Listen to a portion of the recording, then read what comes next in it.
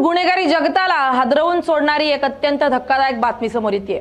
खासगी सावकारीच्या जाळ्यातून सुरू झालेला हा खेळ थेट लैंगिक अत्याचार, अश्लील व्हिडिओतून ब्लॅकमेलिंग आणि बड्या उद्योगपतींना हनी ट्रॅप मध्ये अडकवण्यापर्यंत कसा पोहोचला याचा भयंकर पर्दाफाश भारती विद्यापीठ पोलिसांनी केलाय। उच्चभ्रू लोकांना जाळ्यात ओढून त्यांच्याकडून लाखो रुपये उकळणाऱ्या एका लेडी डॉनसह दोघांच्या पोलिसांनी मुसक्या आवळल्या। पाहूयात हा सविस्तर रिपोर्ट। केवळ 2 लाख रुपये आणि तेही 5% व्याजानं या कर्जाची वर परतफेड म्हणून 3,60,000 रुपये देऊनही पुण्याच्या आंबेगाव परिसरातील एका महिलेची या नराधमांच्या तावडीतून सुटका झाली नाही। प्रताप रमेश जाधव या 45 वर्षीय आरोपीनं पैशांसाठी पीडित महिलेवर वारंवार जबरदस्तीने लैंगिक अत्याचार केले। धक्कादायक बाब म्हणजे या संपूर्ण अमानुष कृत्यात पल्लवी कारंडे उर्फ पल्लवी जाधव या 28 वर्षीय महिलेनं त्याला साथ दिली। पीडितेचे कपडे बदलतानाचे व्हिडिओ काढले आणि ते व्हायरल करण्याची धमकी देत ब्लॅकमेलिंगचा गुन्हास्पद खेळ सुरू झाला। या टोळीचा उद्देश फक्त त्या महिलेचा छळ करणं एवढाच नव्हता, तर ती महिला त्यांच्यासाठी सोनं देणारी कोंबडी होती। ऑक्टोबर 2025 मध्ये या प्रकरणातील मास्टरमाइंड पल्लवी कारंडे आणि तिच्या साथीदारांनी बारामती MIDC मधील एका बड्या उद्योगपतीला टार्गेट केलं। त्या उद्योगपतीला जमीन मिळू नये म्हणून त्याच्यावर खोटा गुन्हा दाखल करण्यासाठी या टोळीनं पीडित महिलेवरच दबाव टाकला।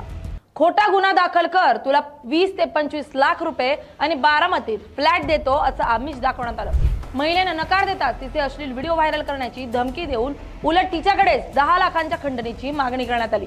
उघड झालेली अत्यंत धक्कादायक बाब म्हणजे या गुन्ह्यातील मुख्य आरोपी असणारी पल्लवी कारंडे जाधव ही उच्चभ्रू लोकांना हेरायची, त्यांना आपल्या जाळ्यात ओढायची, त्यानंतर त्यांच्या सोबत फोटो काढायची आणि त्यानंतर सुरू व्हायचा लाखो रुपयांची खंडणी उकळण्याचा खेळ।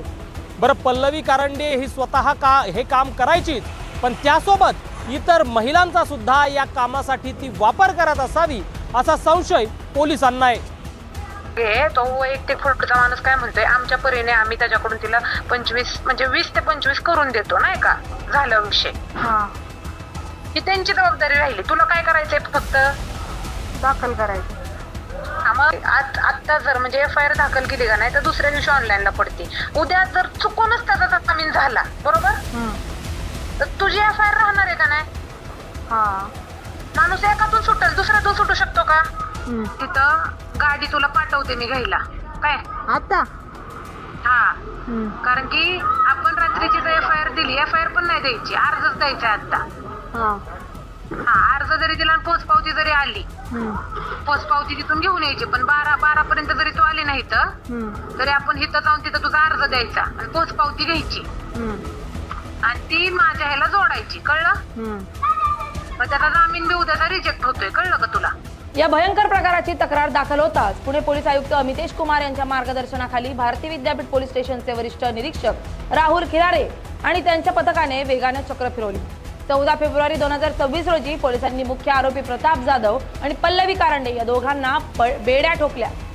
या टोळीनं अशाच प्रकारे आणखी कोणाला हनी ट्रॅप मध्ये अडकवून ब्लॅकमेल केलं असेल तर न घाबरता पुढे येऊन तक्रार करण्याचं आवाहन आता पोलिसांनी केलं। पैशाच्या हव्यासापोटी बड्या धेंड्याला गळाला लावणं आणि त्यासाठी काही महिलांचा वापर करून हनी ट्रॅपचं हे प्रकरण करणं, यामध्ये आणखीन किती बड्या नावांचा समावेश असणार हे पाहणं सुद्धा महत्त्वाचं असणार आहे। व्हिडिओ जर्नलिस्ट अनिल गजलेसह अभिजित दराडे, LS मराठी, पुणे।